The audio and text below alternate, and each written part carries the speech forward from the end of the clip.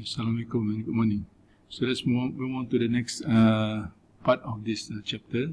So this presentation we will discuss about characteristic of DC motor in the form of torque and torque speed characteristic, and some of the control characteristic of DC motor in the brief.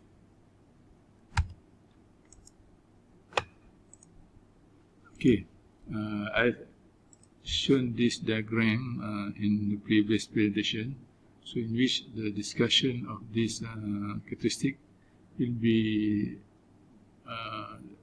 based on this equivalent circuit of the armature part or rotor part, in which we have a voltage source, the DC voltage source. We have this armature winding resistance RA. So then when circuit is complete, then we have current flow in the rotor armature, we call it I armature, and then this another parameter we call EB. So what is EB? So EB depend on the speed of the motor.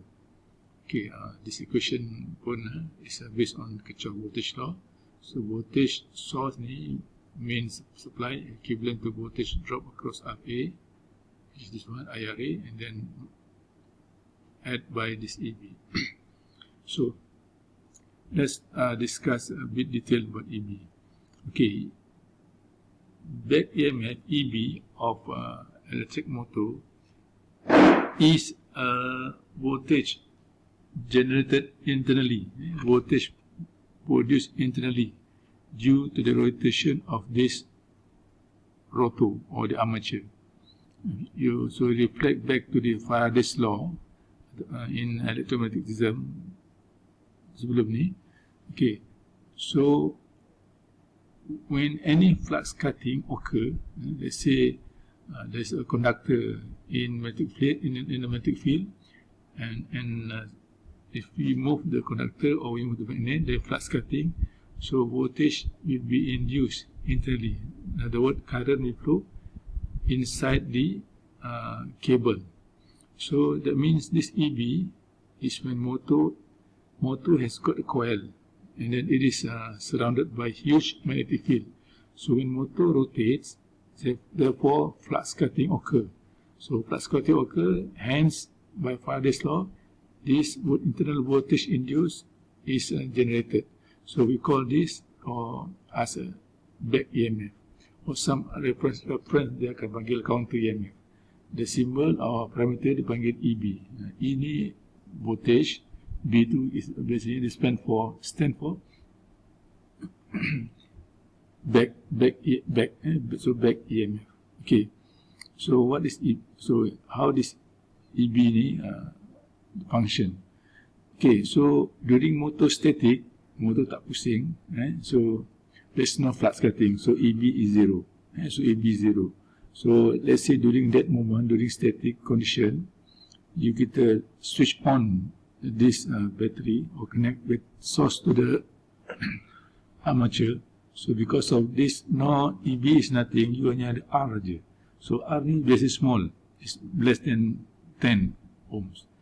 So because of that, since EB is 0, by applying this equation, EB is 0, so VT is equal to IARA, so IA equal to VT over R, Ohm's law. That means your current during starting could be very, very large, so it's dangerous. So biasanya kita akan letak satu controller dekat in between source and the motor to to avoid this induced current. So once the motor start to rotate, so EB gradually akan increase. The faster the rotation of the motor by Faraday's law, EB pun akan increasing.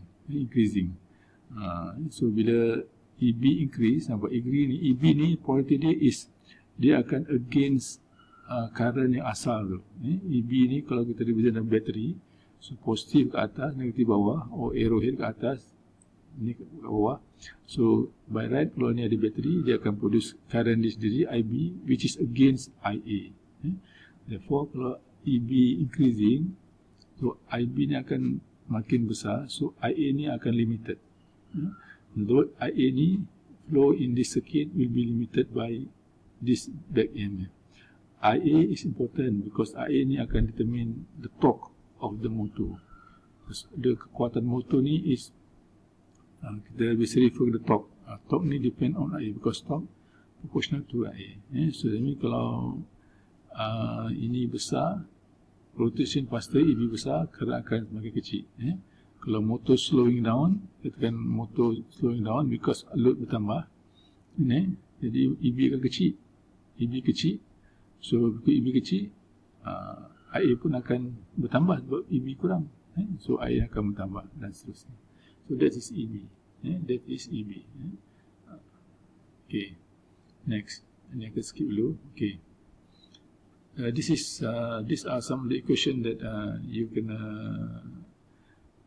pay attention, because as analysis lepas ni discussion akan banyak melibatkan this equation, especially equation ni EB equal to ni yang kita dah jumpa dalam step pertama, source minus voltage across armature resistance, and then torque is proportional to flux dan IA. Biasanya kita akan lebih kepada kita akan refer torque dengan IA. Flux ni kita jarang discuss. So IA by Ohm's law is T over ni, right? So jadi T tu important equation you kena aware, kena take note ni. The basic equation paling common dan juga ni. Okay. Now this is diagram showing the reaction of motor under motor condition. Nampak? By this knowledge diagram ni, motor ni dia akan produce torque dia sendiri. Motor ni akan ada torque sendiri. Katakanlah motor rotate macam motor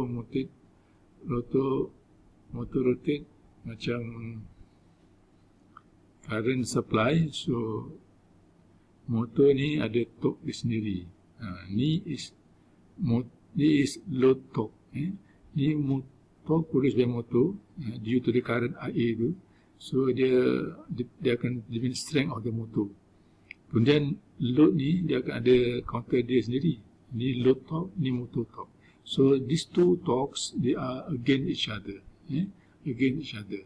So if this load torque ni is bigger than motor torque, motor tak boleh pusing. So in order to motor to rotate, so motor has to produce torque which is bigger than load torque. Itu keadaan dia. So this is the condition yang penting lah. Biasanya bila when somebody select a motor must be able to produce bigger power or torque compared to the load torque. This diagram just to show that operation kalau ini motor, ini generator. Maksudnya kalau motor power in, electrical power in supply, you akan dapat motor doing the load, doing the work.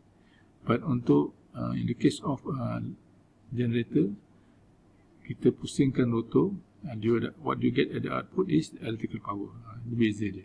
So the same machine we can use as a motor, and the same machine kita boleh gunakan sebagai generator. Depend on how do we operate the shaft. Macam tu. Alright. This is okay. By this equation tadi tu, kita akan dapat torque. Equation torque last kali is dia akan equal to K flux, ni constant, ni BT dan minus K. So in other words, torque ni is dia akan dapat keadaan dia is torque dengan speed ni dia is straight line, slope, straight line, tapi dia inverse, dia is inverse, dia akan inverse proportional keadaan dia. Maknanya dia akan proportional to the speed. So maknanya bila speed motor static, tak pusing, torque is very large, that is the maximum. So and then the other way, bila motor is very at maximum speed, torque dia kosong. Biasanya di normal operation biasanya dekat tengah-tengah, sama aja. Itu. Jadi maknanya during starting Between starting, motor ni kena produce torque paling besar in order to overcome low torque. Barulah motor tak akan start pusing. Kalau motor torque ni smaller than low torque, motor tak akan pusing. Yang tu. Jadi this characteristic of torque dengan speed ni untuk separate excited dengan shunt sama aja.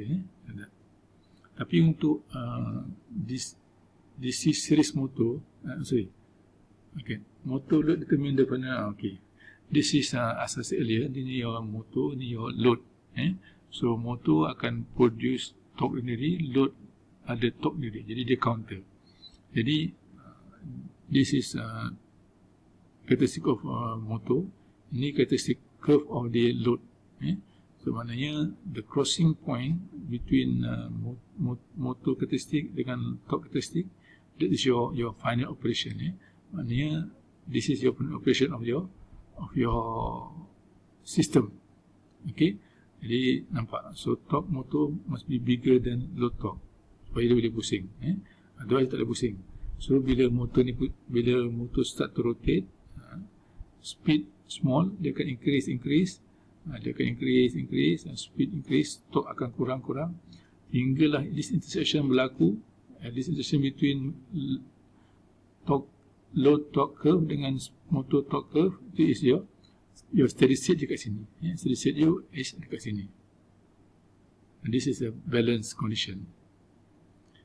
Ni untuk series. Series ni sebab series ni torque dia is equal to square current armature square.